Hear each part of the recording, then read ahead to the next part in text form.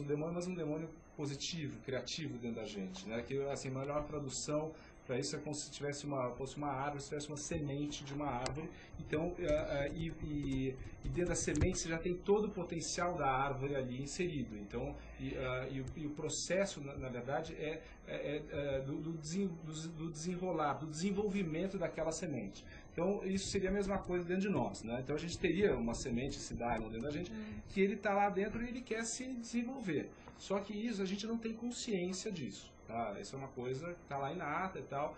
Então, por exemplo, nos gregos, todo o trabalho de formação do homem grego, que eles chamavam de paideia, era centrado nisso, no você descobrir os seus potenciais, seus talentos, e você desenvolver isso ao longo do tempo e você entregar isso à polis, né, à cidade. Ou seja, o melhor que você tem a fazer é ser quem você nasceu para ser.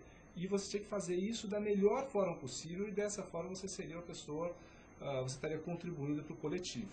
Né, e estaria realizado. E seria realizado. Seria a boa vida. Agora, exatamente. Aliás, em grego, né, que já é evdemonia, né, que é a vida boa para o daimon. Era o conceito de felicidade deles. Então, isso é uma coisa super importante, está totalmente esquecida. Você vê nas escolas hoje, você chega no colegial, aprendendo, você tem que um colegial super rígido, você tem que ir lá aprender a passar no vestibular. Ninguém está questionando que caminho vai fazer, quem você é, o que você veio aqui fazer. Isso é uma outra história que as escolas pouco contribuem nesse sentido. Então, aí a gente, voltando aqui... Então, posso só fazer um parênteses sobre isso, que eu escutei escutei um comentário, né, de um headhunter, para mim, diretamente, exatamente sobre essa situação, e eu fazendo ali meio que uma terapia aí no almoço, e aí ele me falou exatamente isso, né, que na verdade a minha alma está destinada a um determinado trabalho, que se eu não realizasse o desejo da minha alma, os meus períodos, os meus empregadores se encurtariam. Né? Então eu teria uma permanência no emprego, quer dizer, cada vez menor, porque a minha alma estaria sabotando, eu estaria indo contra o meu destino. E também, provavelmente, você não estaria feliz, né? Porque nesse conceito grego, você não estaria... é o nosso amigo. Você estaria... Então eu lembrei disso. Bom, okay. O pai de santo fala isso também, né? Acho que é uma coisa... Mas essa é uma cultura universal, tá na raiz. Os índios, eles têm esse mesmo mito aí, só que traduzido de outra forma. O código do ser, do James Hillman, é exatamente isso. Bom, mas esse é o conhecimento arcaico. Quer dizer, o que era? O conhecimento da alma humana, profundo conhecimento da alma humana. E agora os gregos têm essa vantagem que desenvolveram uma sociedade voltada para a alma humana. Quer dizer, prevendo, né, quem é o ser humano. Mas precisava de escravo, né, por isso. Não existe sociedade justa, né? Aliás, se você pegar o tal do... o Engels, né, ele tem um livro maravilhoso, que é aquele... como é que é a formação... Agora esqueci o nome, mas é um livro maravilhoso que ele fala dos índios, né? E que era uma sociedade que não tinha escravos, não tinha nada, e tudo funcionava muitíssimo bem, entendeu? Então, como assim, dizendo que o ser humano original, ele era ótimo e aos poucos a gente foi piorando, né? Então os gregos, apesar de eles terem criado uma coisa maravilhosa, tinham lá os escravos, que não era uma coisa... Antes todo dia era dia de índio, né? Exatamente. Deixa eu só fazer um comentário da Ana Maria. Ela comentou de uma empresa de fertilizantes, que o dono fundador morreu, a filha sumiu, brigou com outros filhos e assim acabou a empresa. Acho que é uma história...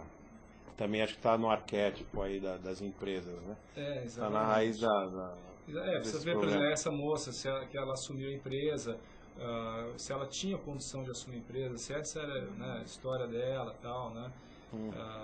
Ou se sabotou, né? Exatamente. Então falar para a história da sabotagem, basicamente assim, já cansei de ver essa situação, né? Em que a pessoa queria ter feito uma outra coisa na vida, mas a empresa tem a família tem essa empresa e tal, e então ela naturalmente foi meio que obrigada a exigir sua carreira para trabalhar dentro do negócio.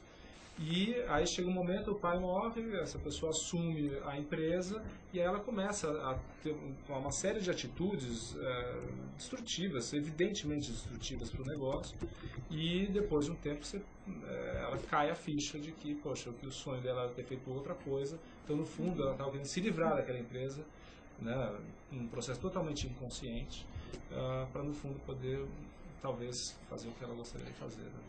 Agora, Dado, como é que a pessoa consegue dar esse pulo assim, e deixa de se sabotar? E quando ela não consegue? Não, primeiro, esses são processos inconscientes, né? A pessoa já nem percebe que está fazendo isso. E às vezes percebe tarde quando o negócio não existe mais, né? Agora, o ideal, o que é? Você conseguir sacar que a história não é essa. Bom, e agora como é que eu faço? Como é que eu faço para sair dessa situação e ir para outra? Às vezes você tem não dá para assim, virar uma chave. Entendeu? Às vezes você tem um processo para você conseguir sair de uma coisa e virar outra sem, né, causar muitos transtornos, né, e perder tudo que você tem e tal. Então, por isso cabe uma reflexão e planejamento.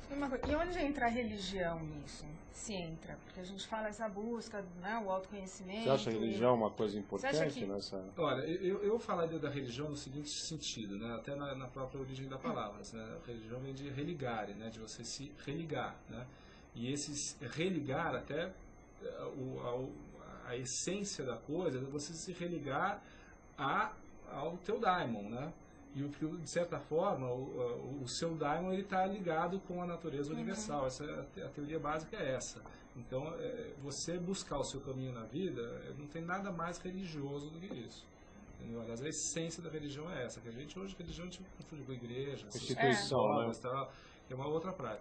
Mas fundamentalmente isso é um processo religioso. Agora, você vê uma tendência, uma mudança, porque você vê muito essa história nos Estados Unidos de downsizing das pessoas, de levar uma vida menos voltada, com menos dedicação à acumulação, etc. Você vê isso uma tendência aqui, o Brasil, até por ser um país emergente, ainda tem que passar pela fase da barbárie. Olha, eu vejo assim, um movimento duplo acontecendo, né? De um lado,